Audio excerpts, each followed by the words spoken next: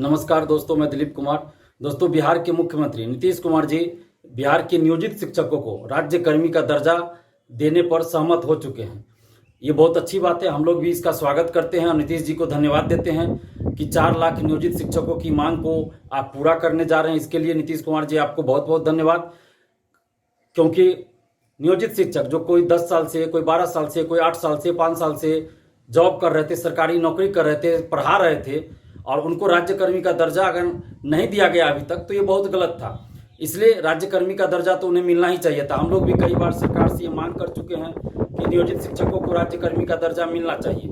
अब राज्यकर्मी का दर्जा नीतीश कुमार जी किस आधार पर देंगे ये तो जब वो घोषणा करेंगे इसकी तब पता चलेगा। लेकिन अभी जो खबर बाहर आ रही है कि नियोजित शिक्षकों को राज्यकर्मी का दर्जा देने पर नीतीश कुमार जी सहमत हो चुके हैं, तो ये एक अच्छी खबर है। 4 लाख नियोजित शिक्षकों के लिए खुशखबरी है।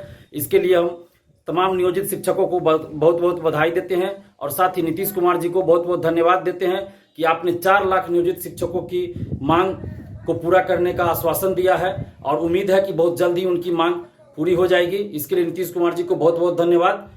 साथ ही नियोजित शिक्षकों को सम्मान मिलना चाहिए, उचित सम्मान मिलना चाहिए, उचित वेतनमान मिलना चाहिए और जो भी शिक्षक बहाली आगे हो रही है उनको भी उचित वेतनमान मिलना चाहिए। क्योंकि जब तक शिक्षक को सम्मान नहीं मिलेगा तब तक शिक्षा व्यवस्था नहीं सुधर सकती है बिहार की। क्योंकि हम सभी जानते हैं कि बिहार की शिक्षा व्यवस्था का क्या हाल है। तो बिहार की शिक्षा व्यवस्था को सुधारने के लिए आमूल चूल परिवर्तन की जरूरत है और इसके लिए सबसे ज्यादा जरूरत है कि शिक्षकों को सम्मान मिले, उन्हें उचित वेतनमान मिले और शिक्षकों के सम्मान के साथ कोई समझौता नहीं होना चाहिए। साथ ही नीतीश कुमार जी से हम ये भी आग्रह कर रहे हैं कि स्कूली शिक्षा हो या कॉलेज की शिक्षा या यूनिवर्सिटी की शिक्षा, गुणवत्तापूर्ण शिक्षा के साथ कोई समझौता भी नहीं होना चाहिए। इस बात का भी ख्याल रखा जाना चाहिए। इसलिए जितने भी पद खाली है शिक्षकों के, उन सभी पदों पे वैकेंसी निकालनी जानी चाहिए, बहाली होनी चाहिए। चाहे वो स्कूल हो, कॉलेज हो या यूनिवर्सिटी हो, शिक्षक हो या प्रोफेसर हो, असिस्टेंट प्रोफेसर हो, जितने भी पद खाली उन सभी पे बहाली होनी चाहिए और गुणवत्तापूर्ण शिक्षा के साथ कोई समझौता नहीं होना चाहिए। साथ ही हम नीतीश कुमार जी से यह भी मांग कर रहे हैं कि जिस तरह आप 4 लाख नियोजित शिक्षक को राज्यकर्मी का दर्जा देने जा रहे हैं, ये स्वागत योग्य कदम है। हम लोग भी इसका स्वागत करते हैं। आपसे आग्रह कर रहे हैं नीतीश कुमार जी कि आप बिहार के मुख्यमंत्री है। अभी 27,35,000 फॉर्म भरा गया है बिहार सिपाही के लिए। बिहार पुलिस में सिपाही पद के लिए 27,35,000 के लगभग फॉर्म भरा गया है और इन अभ्यर्थियों की मांग है कि सिपाही बहाली हो, दरोगा बहाली हो, बीएसएससी सचिवालय सहायक हो या बीएसएससी कोई और बहाली हो, इसमें पारदर्शिता लाई जाए। क्योंकि बगैर पारदर्शिता की कोई बहाली अगर हो रही है तो उसका कोई औचित्य नहीं रह जाता। ओएमआर शीट की कार्बन कॉपी मिले, क्वेश्चन बुकलेट मिले, आंसर की जारी हो, जब रिजल्ट प्रकाशित हो तो कट ऑफ सभी का मार्क्स जारी हो। आखिर सीएसबीसी, बिहार पुलिस अवर सेवा आयोग और बीएसएससी ऐसा क्यों नहीं कर रही है?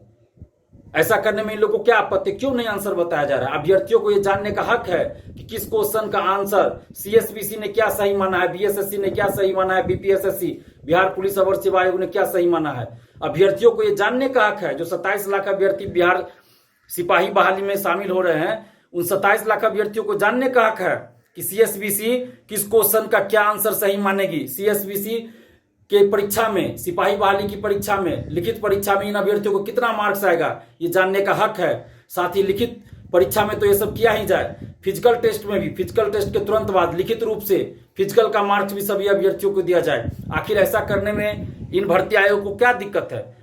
और ओएमआर शीट में सभी प्रश्नों के सामने जब ऑप्शन दिया जाता है आंसर शीट पे, उसमें एक ऑप्शन ये भी दिया जाए नॉट आंसर्ड का। अगर किसी क्वेश्चन का आंसर कोई नहीं देना चाहे तो उसमें नॉट आंसर्ड के गोला को रंगना अनिवार्य हो। और साथ ही एक कॉलम ये भी दिया जाए कि कितने क्वेश्चन को अटेम्प्ट किया, कितने क्वेश्चन का गोला अभ्यर्थियों ने रंगा है, वो संख्या बताना अनिवार्य हो, लिखना अनिवार्य हो और गोला रंगना भी अनिवार्य हो, ताकि किसी तरह की धांधली सेटिंग ना हो। क्योंकि इसमें बार बार ये बात सामने आती है, अभ्यर्थियों की शिकायत होती है कि ओएमआर शीट बाद में रंग दी जाती है, उनके अगल बगल आगे पीछे के लोग 10-20 क्वेश्चन का गोला रंग के आते हैं और बाद में उनका सिलेक्शन हो जाता है। तो यानी कि बाद में गोला रंगा जाता होगा। तो इसलिए यह सब चीज पारदर्शिता लाने के लिए की जाए। क्योंकि 27,35,000 अभ्यर्थियों के साथ न्याय होना चाहिए। मुख्यमंत्री नीतीश कुमार जी, आपकी तरफ सबकी निगाहें हैं। कि क्या आप 27,35,000 अभ्यर्थियों के साथ न्याय करेंगे और सिपाही बहाली में पारदर्शिता लाएंगे, बीएसएससी सचिवालय सहायक में पारदर्शिता लाएंगे, जिस तरह बीएसएससी सीजीएल 3 का पेपर लीक हुआ तीनों शिफ्ट का, लेकिन कैंसिल नहीं किया गया, सिर्फ एक शिफ्ट का कैंसिल किया गया। ये कैसी परीक्षा हो रही है जिसमें ना आंसर बताया जा रहा है ना मार्क्स बताया जा रहा है। इसलिए हम मांग कर रहे हैं नीतीश कुमार जी आपसे कि जितने भी भर्ती आयोग है सभी में पारदर्शिता लाई जाए। इसके लिए आप आदेश दीजिए, सीएसपीसी को आदेश दीजिए, बीएसएससी को आदेश दीजिए, बिहार पुलिस अवर सेवा आयोग को आदेश दीजिए, और भी जो भर्ती आयोग है उन सभी को आदेश दीजिए कि पारदर्शिता लाई जाए, क्योंकि बगैर पारदर्शिता के कोई भी बहाली अगर होती है तो उसका कोई औचित्य नहीं रह जाता है।